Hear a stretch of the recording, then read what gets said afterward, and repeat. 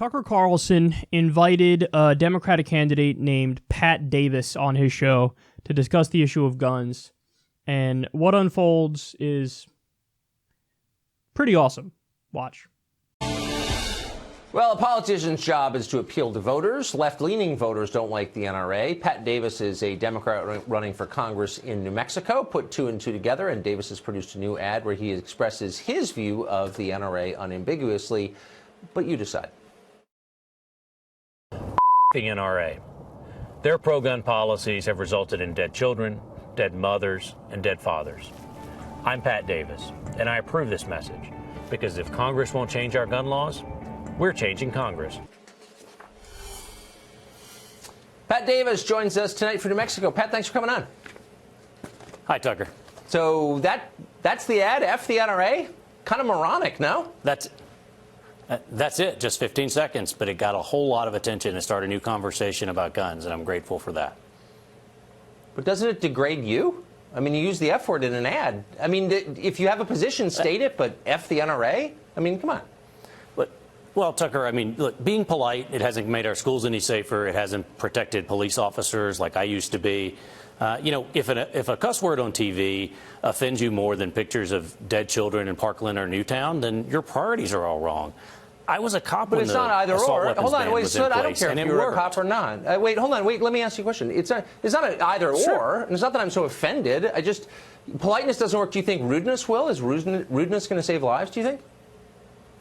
Well, as we were looking to make this ad, we kept coming up with the same idea, and every ad idea we came up with to talk about this issue looked like somebody else's, and those had not worked. Clearly, this got the NRA's attention, and it has started a new conversation, both amongst candidates running for office about how we organize and take back Congress and put new leaders there to take on gun control, but also how we stand up to the NRA. I mean, we know what works. 50% of NRA members No, it started a conversation checks. About how embarrassing you are. I mean, how many NRA members have committed mass shootings? Well, but Tucker, here's the thing. A majority of Americans, 89% of police officers, a majority of NRA here's members the thing know is there the are quote. common Here's sense the things thing we is I can asked do. you a They direct support way. No, hold on. checks. Here's the thing. Slow down.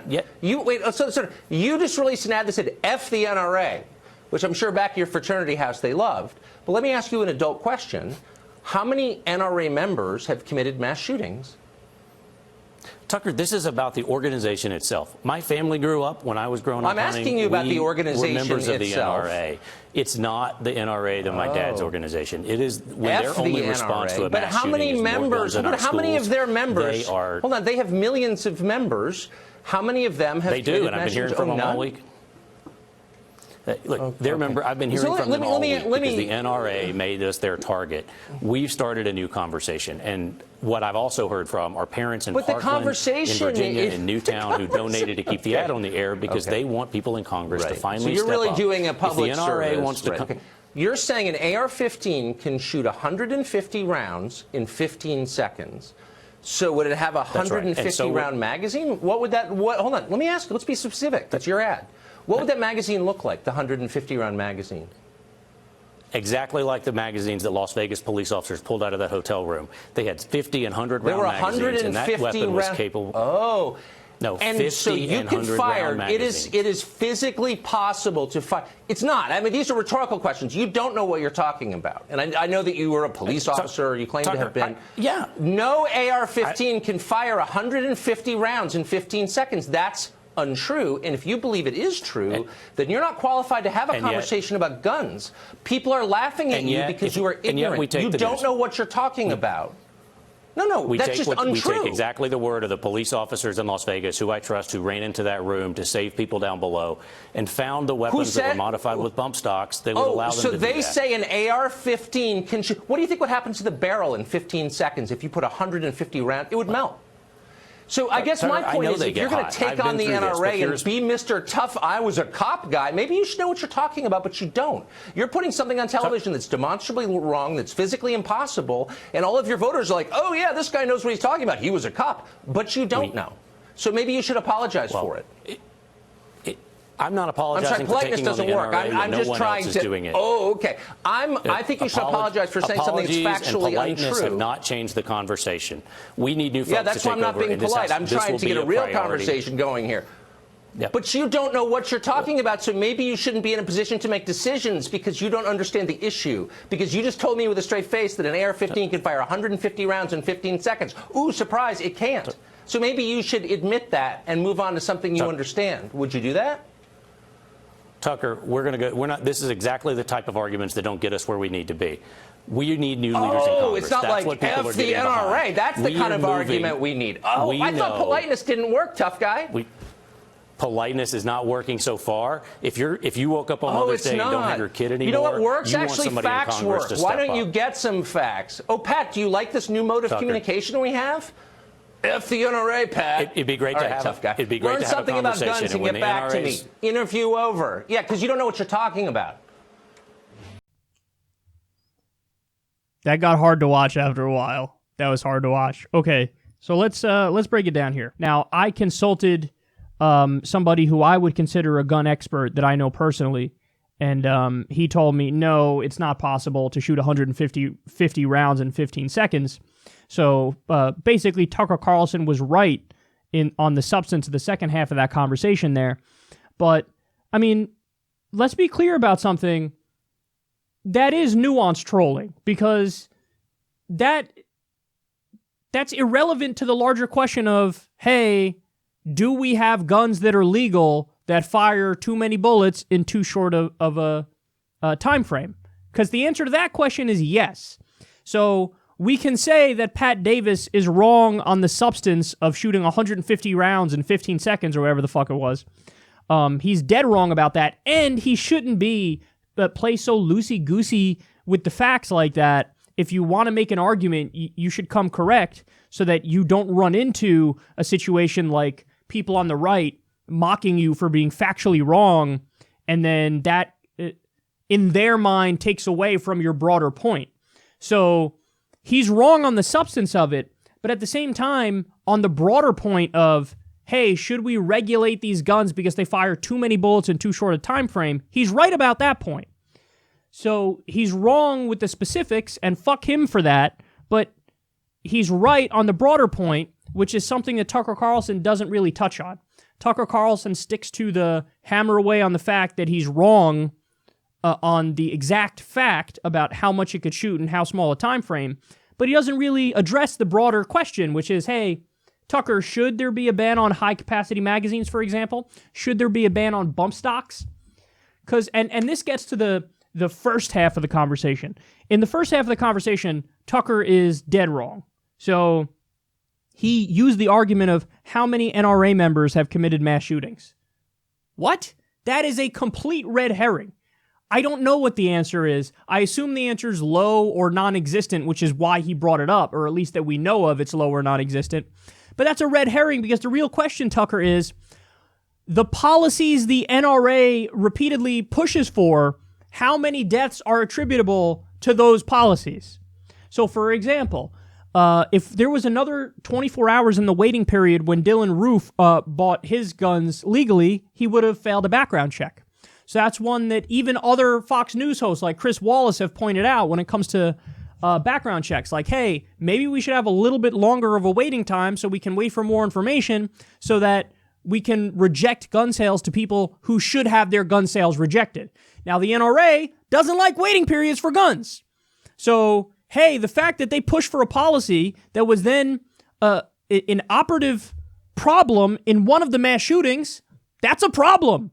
It's also a problem when they're against universal background checks, and they are. And they speak out of both sides of their mouth. They pay lip service to the idea like they're for it, but then they block it when it actually comes time to have a vote on it. So they're liars on that front. Another area in which they're total liars. Remember when there was the Las Vegas shooting? It was after that, and there was the issue of bump stocks that was brought up, and the NRA released this statement like, hey, we really should look, the ATF should look into regulating those bump stocks under existing law, and that would be a good idea. But what that was, it was a trick, because the ATF doesn't have the responsibility and doesn't have the authority to regulate bump stocks, and we don't have the current laws on the books to regulate bump stocks. So what they did was try to make you think like they're in favor of this very common sense gun reform position, but then they didn't. But then they weren't in favor of it. It was just a trick to get you to think they were in favor of it, while behind the scenes they fight to keep bump stocks legal. So that's the problem with the NRA, Tucker. I get it. You brought on this guy, and this guy misstated the facts, and this guy's a little ridiculous, but you're not addressing the actual question. The question is there any gun reform that you support? Because I can tell you something. The American people do support almost every version of gun reform. We've done countless segments on this because there's been countless polls done on this. In some polls, it's as high as fucking 98% that want a background check. That's a majority of Democrats, independents, Republicans, even NRA members.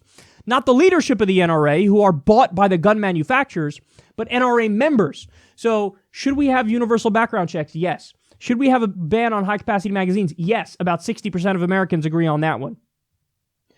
Should we have some sort of a system where there are tests, where there's some sort of a test, a process, and you treat guns more like a driver's license, where we make sure that the people who have the gun licenses are people who should have the gun licenses? Yes. So bottom line is, there are specific kinds of reforms that are the majority of Americans support, and specific kinds of reforms that, yes, would save some lives. Now, I get it. You're never going to save all lives.